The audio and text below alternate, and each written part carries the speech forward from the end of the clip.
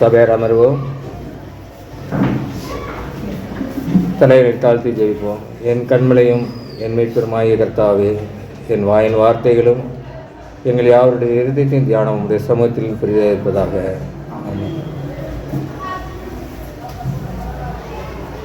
நாடின் ஆராதனையில் கலந்து கொள்ள தேவன் கொடுத்த கிருபைக்காக அவருக்கு நன்றி செலுத்துகிறேன். வந்திருக்கிற ஒவ்வொருவரையும் இயேசு கிறிஸ்துவின் நாமத்தில் மீண்டுமாக வாழ்த்தி வரவேற்கிறேன். வின்சென்ட் சர்ச்சில் அப்படின்றவரை பற்றி நம்ம கேள்விப்பட்டிருப்போம்.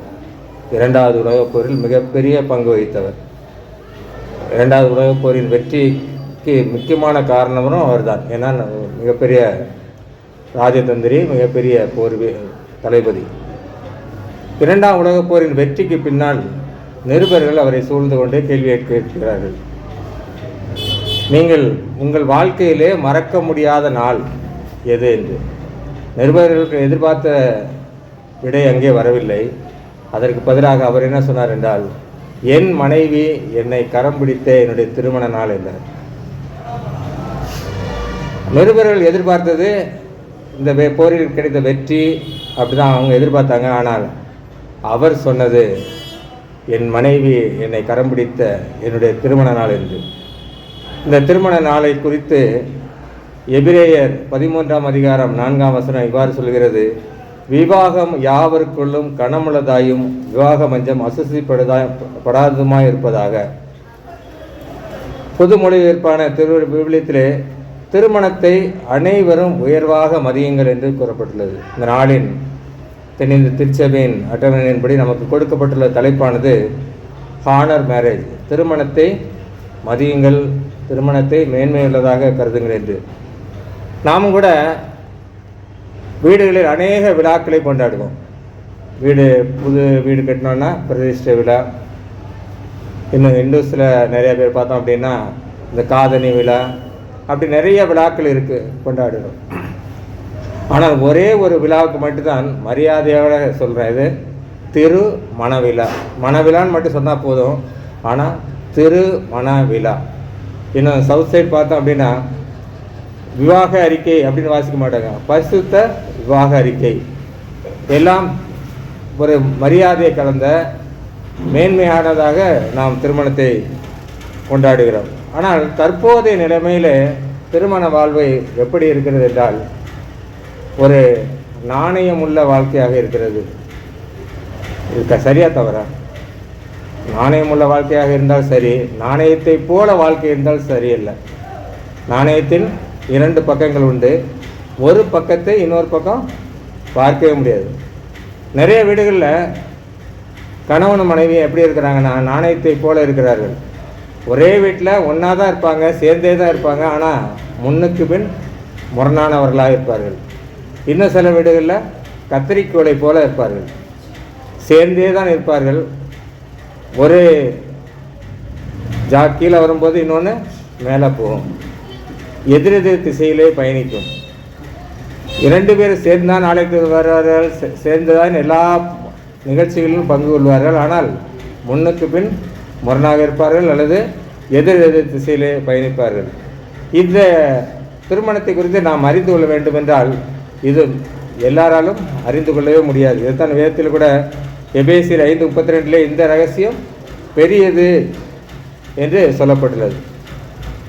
நம்ம கிறிஸ்தவ முறைப்படி மறுபிறவி என்பது கிடையாது. ஆனால் வெளிநாடு ஒரு நாட்டிலே மறு ஜென்மம் இருந்தால் எத்தனை பேர் இதே கணவன் வேண்டும் அல்லது இதே மனைவி வேண்டும் என்று விரும்புகிறீர்கள் என்று ஒரு கணக்கெடுத்தார்கள். நம்ம கணக்கெடுத்த எத்தனை பேர் ஓகேன்னு சொல்லுவான், எத்தனை பேர் இல்லை. எல்லோரும் பக்கத்தில் இருக்கும்போது ஓகேன்னா சொல்லுவான். தனித்தனியாக கேட்டதா நவீன் சிரிக்கிறத பார்த்தா மீண்டுமா அப்படின்ற மாதிரி இருக்குது. அங்கே எடுத்த கணக்கெடுப்பில் 80% இதே ஆள் வேண்டாம் அப்படின்னு சொல்லியிருக்காங்க. நம்ம இந்த சபையில் எடுத்தோம் அப்படின்னா தனித்தனியாக கேட்டு எடுத்தோம் எத்தனை பேர் ஓகே சொல்லுவோன்னு தெரியாது. ஆனால் வேதத்திலே திருமணத்தை உயர்வாக மதிக்கக்கூடிய வகையில் அநேக காரியங்களை குறித்து நாம் பார்க்கிறோம். வேதத்தின் ஆரம்பம் முதல் வேதத்தின் இறுதி வரை ஆதியாகமத்திலே ஆண்டவர் செய்த முதல் திருமணம் ஆதாமும் ஏவாளும் தேவன் இணைத்தார். இரண்டாவதாக அது பிதாவானவர் செய்தது. குமாரனானவர் காணா ஒரு கல்யாண வீட்டிலே திருமணத்தை தேவைகளை சந்தித்தார். மூன்றாவதாக வெளிப்படுத்துகிற விசேஷத்திலே பரிசுத்த ஆவியானவர் மணவாட்டியாகிய திருச்சபையை சேர்த்து கொள்ள திரும்ப வரப்போகிறார். ஆதியாகமம் முதல் வெளிப்படுத்தின விசேஷம் வரைக்கும் திருமணத்தை குறித்து கொடுக்கப்பட்டுள்ளது. சரி, ஒரு கேள்வி, குடும்பம்னா என்ன? நான் கஷ்டமான கேள்வி கேட்டேனா?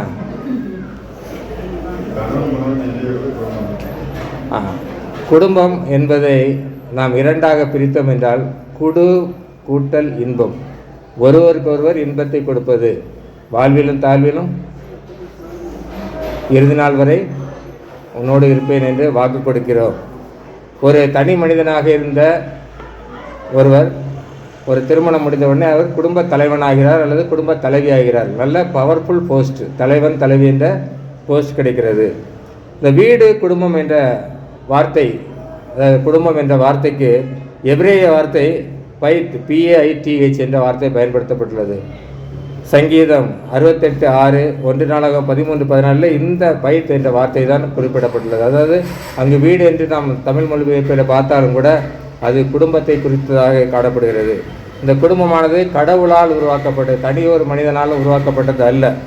மனிதன் தனிமையாக இருப்பது நல்லதல்ல என்று ஆண்டவர் ஏற்ற துணையை உண்டாக்கினார். அப்படியானால் குடும்பத்தை உருவாக்கியவர் ஆண்டவர்.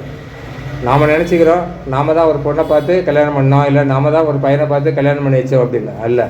ஆண்டவர் முன் குறித்தது அந்தந்த ஏற்ற நேரத்திலே அது நடைபெறும். ஆதாமும் அந்த ஆண்டவர் நாம் பாவம் செய்த பொழுது கூட நம்ம குடும்பத்தை ஆசீர்வதிக்கிறவராக இருக்கிறார்.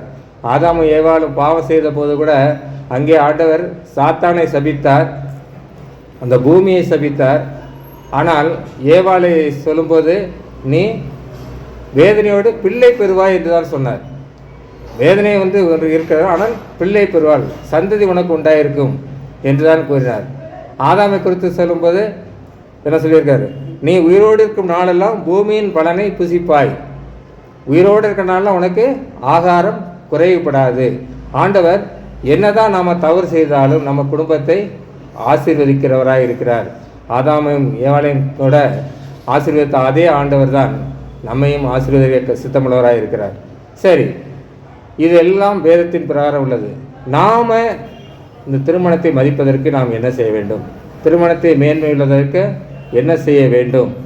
மார்க் 10:9 வாசிப்போம்.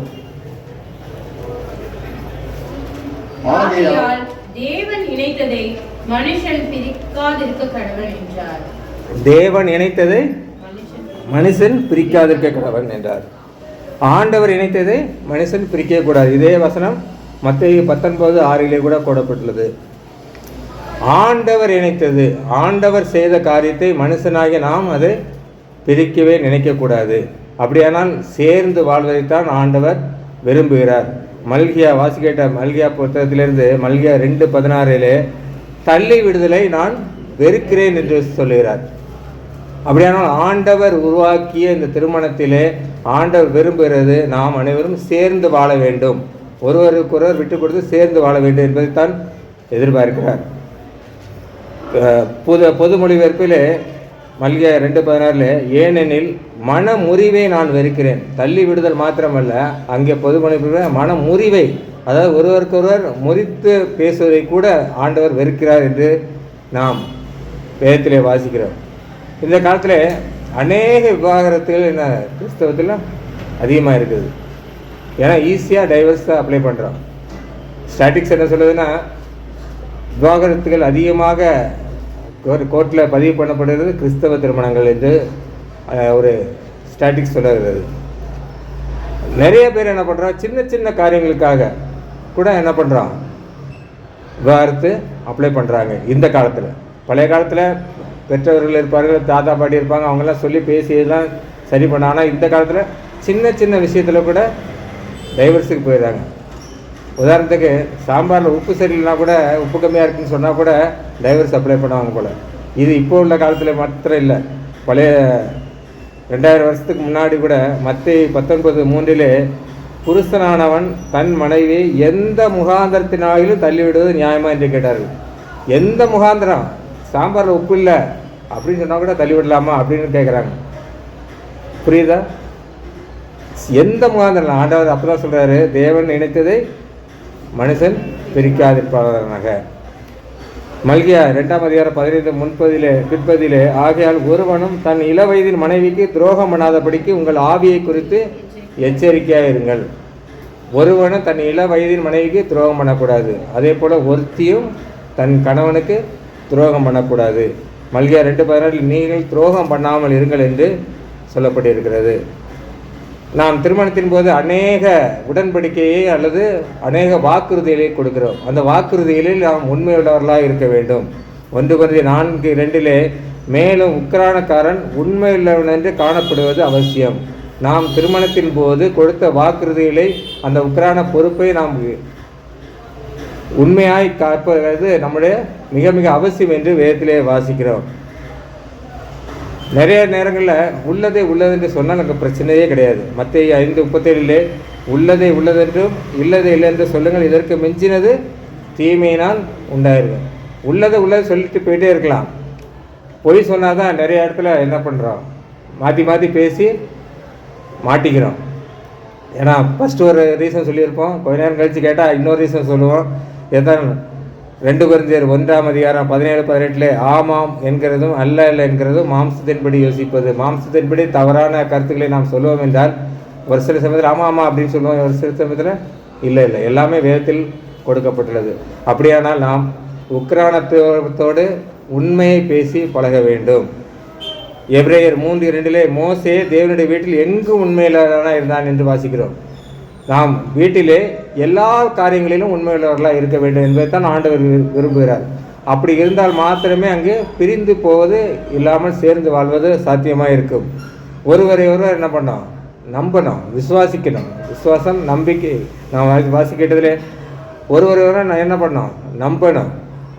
லூக்கா 13:19 விசுவாசம் கடுகு விதைக்கு ஒப்பிடப்படுகிறது. நம்முடைய நம்பிக்கை அல்லது நம்முடைய விசுவாசம் என்ன பண்ணோம், கணவன் மீதோ மனைவி மீதோ வைக்கக்கூடியது கடுகு விதையை போல கொஞ்சோடு இருந்தால் போதுமா, கொஞ்சம் நம்பினா போதுமா? கடுகு விதை இருக்கிறது ரொம்ப சின்ன விதை, அந்த கொஞ்சமாக அவங்கள நம்பினா போதுமா, மீதெல்லாம் நம்ப வேண்டாமா?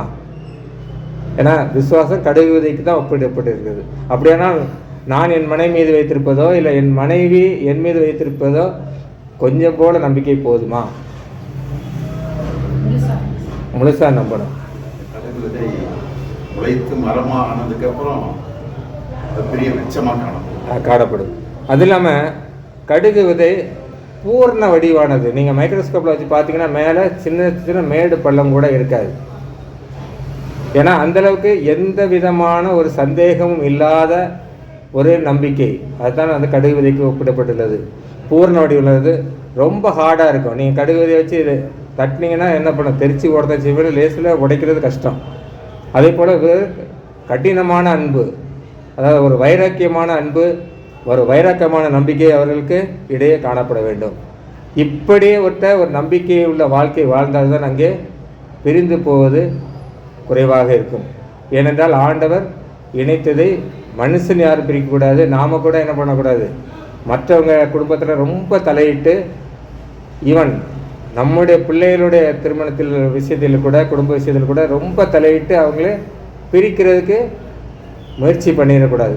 நம்ம பிரிக்கணும்னு முயற்சி பண்ண மாட்டோம், சில காரியங்கள் சொல்லுவோம், அது தானாகவே அது பிரியவதற்கான வாய்ப்புகளாகிவிடும்.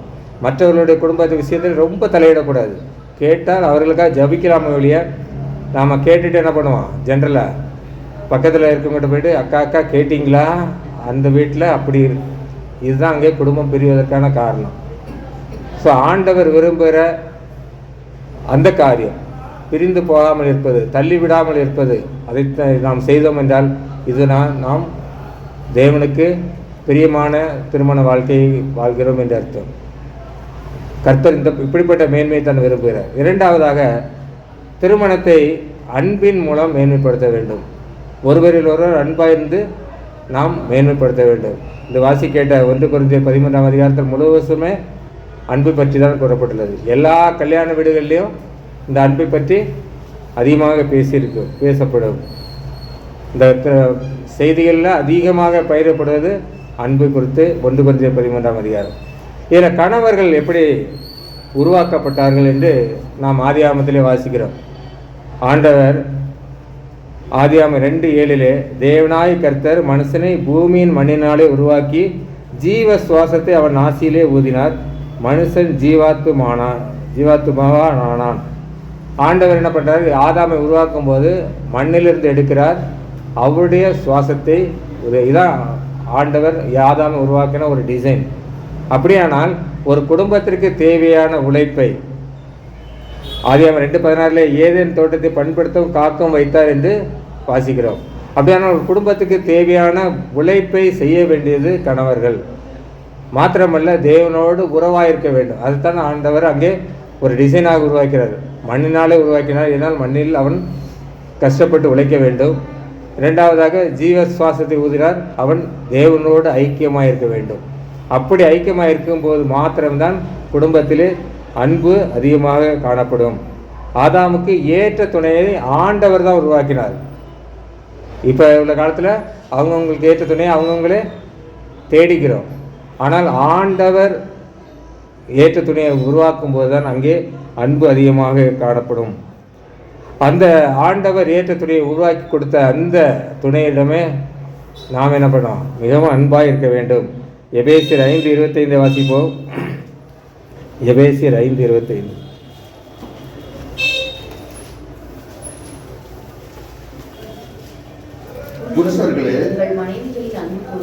புருஷர்களே உங்கள் மனைவிகளில் அன்பு கூறுங்கள்.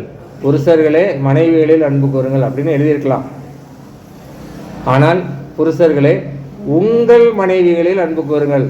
பக்கத்து வீட்டுக்காரன் அதிகமாக பேசுறது, அவங்ககிட்ட பாசமாக இருக்கிறது இல்லை.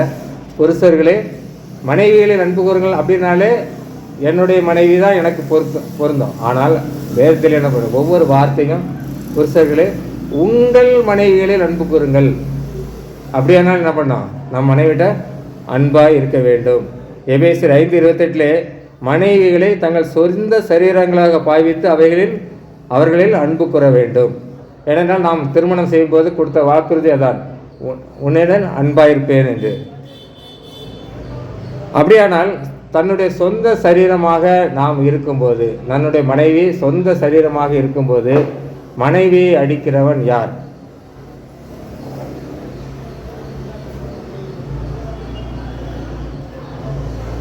இப்போ என் மனைவி எனக்குடைய சொந்த சரீரம். என் மனைவி அடித்தா என்னுடைய சொந்த சரீரத்தை அடித்த மாதிரி. நான் ரோட்டில் நின்றுட்டு என் சொந்த சரீரத்தை அடித்தா என்னை பார்த்து எல்லாரும் என்ன சொல்லுவாங்க? அப்போ மனைவி அடிக்கிறவன் பைத்தியக்காரன். கரெக்டாக சொல்லிட்டீங்க. அப்படியானால் மனைவியை அடிக்கக்கூடாது. அன்பால் அடிக்கலாம், பாசத்தால் அடிக்கலாம், அவர் கேட்குறதெல்லாம் வாங்கி கொடுக்கலாம். கேட்குறதெல்லாம் வாங்கி கொடுக்கலான்னு நல்ல சிரிப்பு வருது. எப்பொழுது கணவர்கள் மனைவிகளுக்கு கேட்கறதெல்லாம் வாங்கி கொடுப்பாங்கன்னா அவங்ககிட்ட அன்பாக இருக்கும்போது மாத்திரம்தான். எபேசியர் 5:33 தன்னிடத்தில் அன்பு கூறுவது போல தன் மனைவியிடத்திலும் அன்பு கூற கடவன். நான் என்னுடைய சரீரத்தை அழகுபடுத்துவதற்கோ என்னுடைய சரீரத்தை பாதுகாத்துக் கொள்வதற்கோ நான் என்னெல்லாம் செய்கிறேனோ என்னுடைய சரீரமாகிய இருக்கிற இன்னொரு பங்காக இருக்கிற என் மனைவிக்கும் அந்த தேவைகளை எல்லாம் நான் சந்திக்க வேண்டும். அப்படி அன்பு கூர்ந்தால் மாத்திரமே அங்கு அந்த குடும்பத்திலே அன்பு அதிகமாக காணப்படும். கொலோசியர் 3:19 புருஷர்களே உங்கள் மனைவிகளில் அன்பு கூறுங்கள், அவர்கள் மேல் கசந்து கொள்ளாதிருங்கள் என்று வாசிக்கிறோம். அன்பு கூறணும், கசந்து கொள்ளாதிருங்கள். ஏனென்றால் அநேக வீடுகளிலே நான் அன்பாயிருப்பார்கள், ஆனால் என்னைக்காவது ஒரு நாள் கோபத்தில் என்ன பண்ணுவாங்க? ஒரு கசப்பான வார்த்தையை சொல்லிவிடுவார்கள். அவ்வளோ நாள் நீங்கள் அன்பு கூர்ந்தாலும் என்னைக்காவது ஒரு நாள் ஒரு கசப்பான வார்த்தையை சொல்லும்போது அதுதான் அவங்க மனசில் ரொம்ப நாளாக இருந்துகிட்டு இருக்கும். அது கடைசி காலம் வரைக்கும் இருக்கும். ஒரு 25 வருஷம் ஆனால் கல்யாணம் ஆனா கூட கல்யாணத்து அன்னைக்கு மறுநாள் ஏதாவது ஒரு வார்த்தை சொல்லியிருந்தாலும் நீங்கள் அன்னைக்கே அப்படி ஒரு வார்த்தை சொன்னீங்களே மனைவிகள் மறக்கவே மாட்டாங்க. ஞாபக சக்தி அதிகமாக இருக்கிறது மனைவிகளுக்கு மாத்திரம்தான். அன்னைக்கு ஒரு நாள் நமக்கு எல்லாத்தையும் மறந்துருப்போம். நமக்கு காலையில் பேசுகிறதே நைட்டு மறந்து போவோம். ஆனால் ஆண்டவர் என்ன சொல்கிறார்? கசப்பான வார்த்தைகளை பேசக்கூடாது. ஏன்னா தீயினால் சுட்ட புண் உள்ளாறு மாறாத நாவினால் சுட்ட வடு என்று திருக்குறளிலே வாசிக்கிறோம். மனைவிகளில் கசப்பான வார்த்தைகளை கூறும்போது அவர்கள் மனது படும் பாடு அதிகமாக இருக்கும். அது மாத்திரமல்ல, அப்படியே நீங்கள் கோபம் கொண்டாலும், எபேசியர் 4:26 நீங்கள் கோபம் கொண்டாலும் பாவம் செய்யாதிருங்கள். சூரியன் அஸ்தமத்திற்கு முன்பதாக உங்கள் எரிச்சல் தனியே கடவது. இந்த வசனம் எதற்காக கொடுக்கப்பட்டுள்ளது?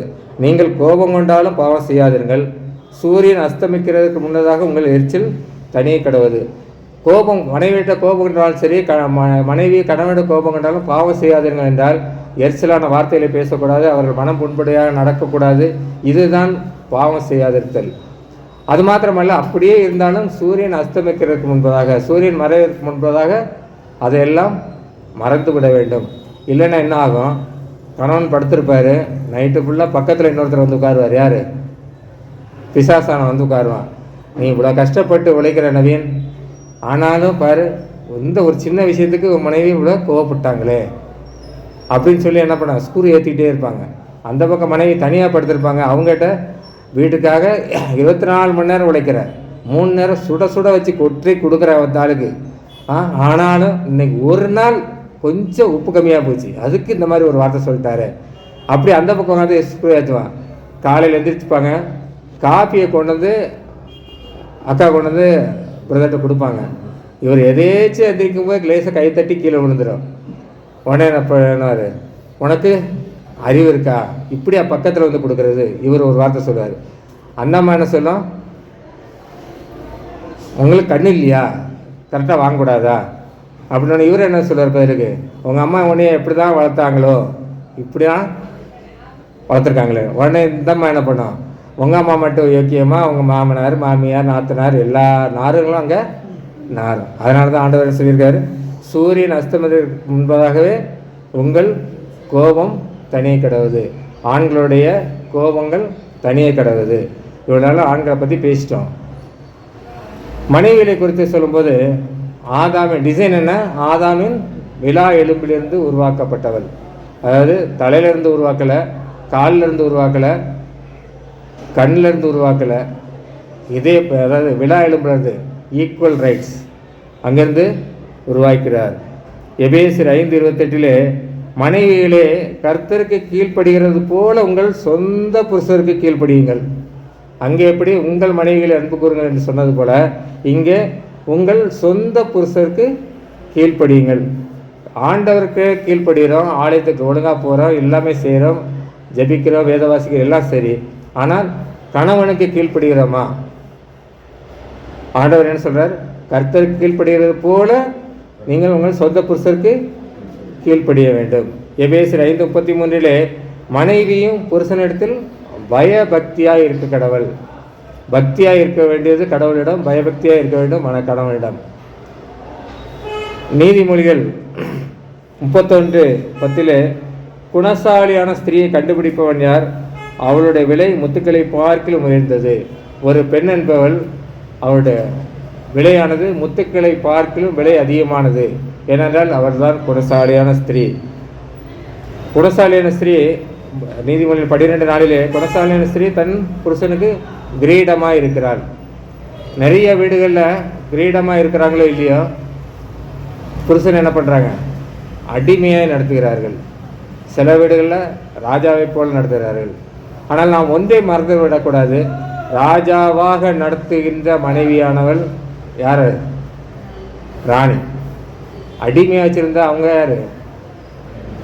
அந்த பெண்ணும் அடிமை. அதை நிறைய பேர் புரிஞ்சிக்கிறது இல்லை. நான் என் கணவனை ராஜாவாக பார்த்தேன் என்றால் நான் ராணியாக இருப்பேன். என் கணவனை எனக்கு கட்டுப்பட்டவன், எனக்கு கீழே உள்ளவன் என்று நான் அடிமையாக நினைத்திருந்தால் நான் ஒரு வேலைக்காரி.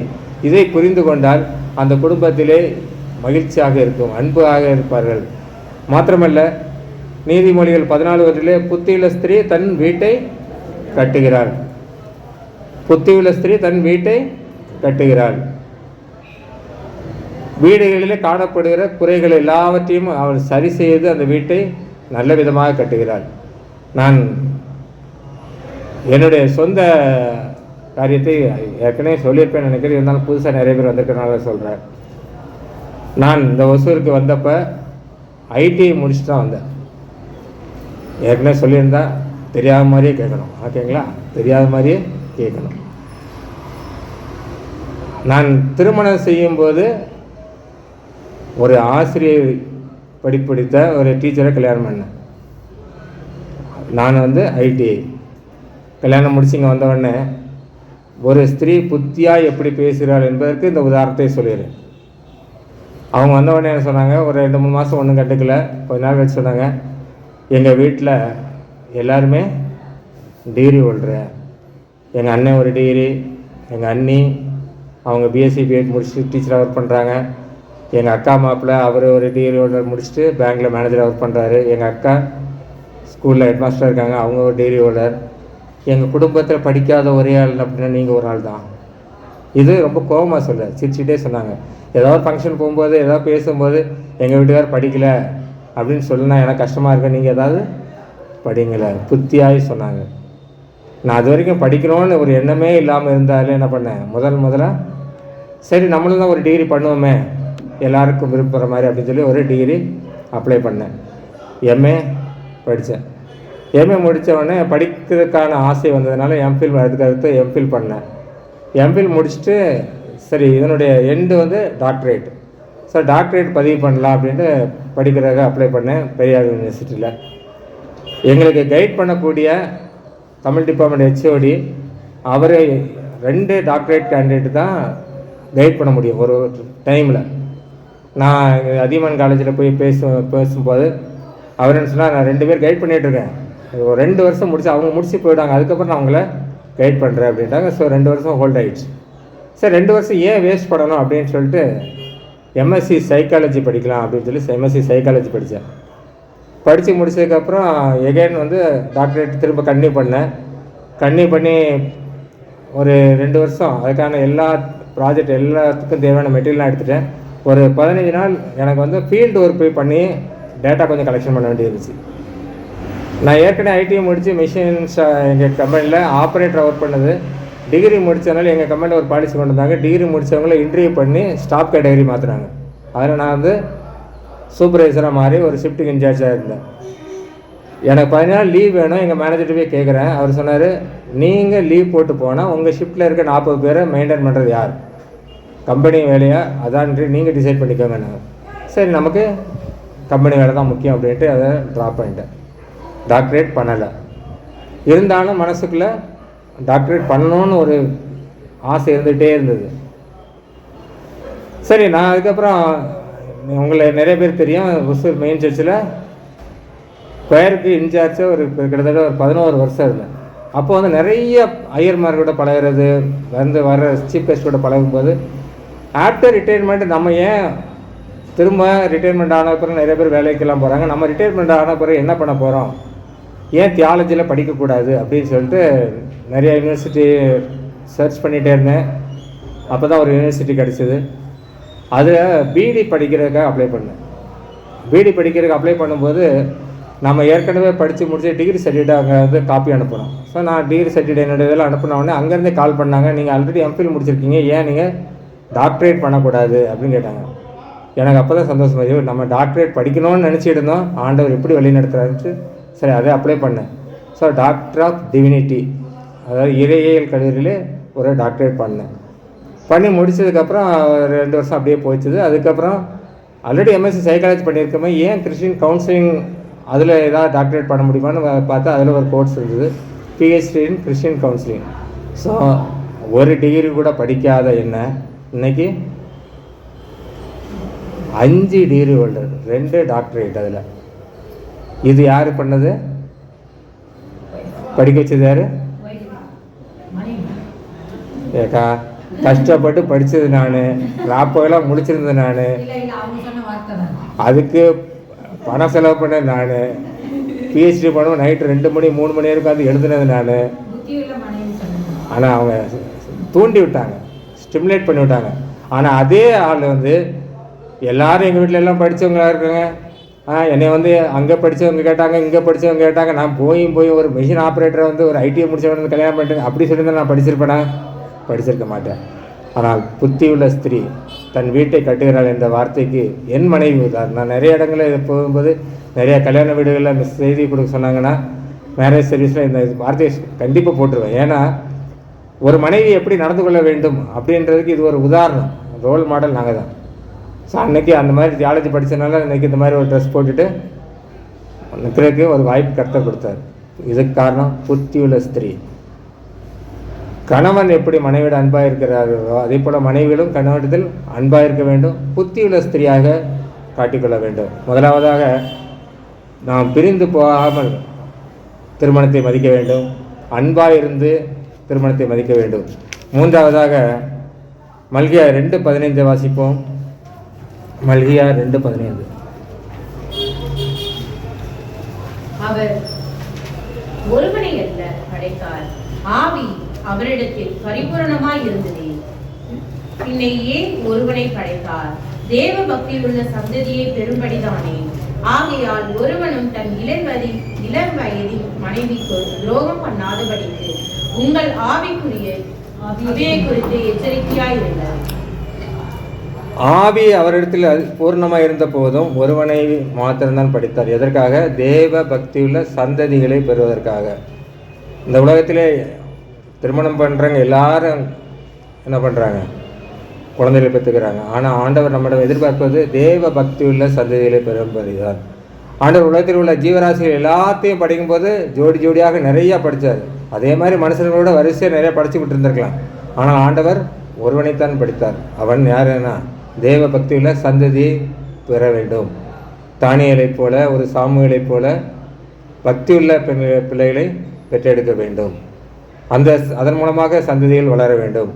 நாம் பக்தியுள்ள பிள்ளைகளை எப்படி பெறுவது? பிறக்கும்போதே பக்தியுள்ள பிள்ளைகளை பிறப்பது மாத்திரமல்ல, அதை எப்படி வளர்க்க வேண்டும் என்பதை மனோவாவை போல ஆண்டவரிடத்தில் கேட்டு தெரிந்து கொள்ள வேண்டும். நியாயாதிபதிகள் 13ஆம் அதிகாரம் 8ஆம் வசனத்திலே, அப்பொழுது மனோவா கர்த்தரை நோக்கி விண்ணப்பம் பண்ணி, என் ஆண்டவனே, நீர் அனுப்பின தேவனுடைய மனுஷன் மறுபடியும் ஒரு விஷயம் எங்களிடத்தில் வந்து பிறக்க போகிற பிள்ளைகளுக்காக நாங்கள் செய்ய வேண்டியது எங்களுக்கு கற்பிப்பாராக என்று வேண்டிக் கொண்டான். தேவ பக்தியுள்ள சந்ததி என்பது தானாக வந்து விடாது. ஆண்டவரிடம் அந்த பிள்ளையை எப்படி வளர்க்க வேண்டும் என்பதை மனோவா என்ன பண்ணுறார்? குழந்தை பிறக்கிறதுக்கு முன்னாடியே கேட்டு தெரிஞ்சுக்கிறான். நாம் கூட குழந்தை பிறந்தப்புறமாவது கேட்டு தெரிந்து பக்தி உள்ள பிள்ளைகளை சந்ததிகளை நாம் உருவாக்க வேண்டும். ஆலயத்துக்கு கூட்டு வர்றது, ஆலயத்தில் காரியங்களில் பங்கு பெறுவது, எல்லாவற்றிலும் அவர்களையும் முன்னாலே எடுத்து செல்லணும். நாமளே ஆலயத்துக்கு லேட்டாக வந்தோன்னா பிள்ளைங்க என்ன பண்ணுவாங்க? நம்மளை பார்த்துட்டு அவங்க லேட்டாக வருவாங்க. அப்போ அங்கே பக்தி உள்ள சந்ததி உருவாகாது. நாமளே ஆலயத்தில் சண்டே சர்வீஸ் மட்டும்தான் அட்டன் பண்ணுறோம், வேறு எந்த இதுலேயும் அட்டன் பண்ணுறோன்னா பிள்ளைங்களும் அது மாதிரி தான் வளரும். அப்படியானால் ஆண்டவர் விரும்புகிற நம்முடைய திருமண வாழ்க்கையானது தேவ பக்தி உள்ள சந்ததிகளை பெற வேண்டும். ஆண்டவர் உருவாக்கிய திருமணத்தை நாம் மேன்மைப்படுத்த வேண்டும் என்றால், அதை மகிமைப்படுத்த வேண்டும் என்றால், நாம் முதலாவதாக பிரிந்து போகாமல் சேர்ந்து வாழ வேண்டும். எப்படிப்பட்ட பிரச்சனைகள் நம் குடும்பத்தில் வந்தாலும் சரி, எப்படிப்பட்ட மன கஷ்டங்கள் கவலைகள் வந்தாலும் சேர்ந்து நாம் வாழ வேண்டும். இரண்டாவதாக ஒருவருக்கு அன்பாக இருக்க வேண்டும். பிரச்சனைகள் இருக்கும், பிரச்சனை இல்லாத குடும்பமே கிடையாது. ஆனால் விட்டு கொடுத்து ஒருவரில் ஒருவர் அன்பாக இருக்க வேண்டும். மூன்றாவதாக நாம் தேவ பக்தி உள்ள சந்ததிகளை உருவாக்க வேண்டும். அதைத்தான் ஆண்டவர் விரும்புகிறார். இதை செய்வதன் மூலம் நாம் ஆண்டவர் உருவாக்கிய, ஆண்டவரால் ஏற்படுத்தப்பட்ட திருமணத்தை நாம் மேன்மையாக கருதுகிறோம், மேன்மைப்படுத்துவோம். கர்த்தர் தாமே இந்த வசனங்களை ஆசீர்வதிப்பாராக. ஆமேன்.